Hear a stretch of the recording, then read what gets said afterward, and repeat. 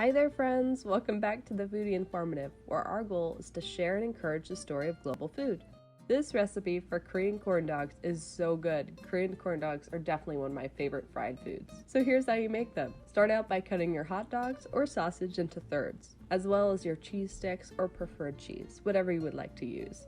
And skewer your cheese and meat and roll them in flour. Next, you're going to make up your batter. You're going to mix 1.5 cups of flour, 3 tablespoons of sugar, a half a teaspoon salt, 1 teaspoon baking powder, 1 egg, and 2/3 a cup of milk. Mix all your ingredients together and pour into a tall glass. Dip your floured skewers into the batter and roll in panko or toasted breadcrumbs. You're going to fry your skewers on medium heat until golden brown. Then roll in sugar and drizzle with ketchup for a great topping.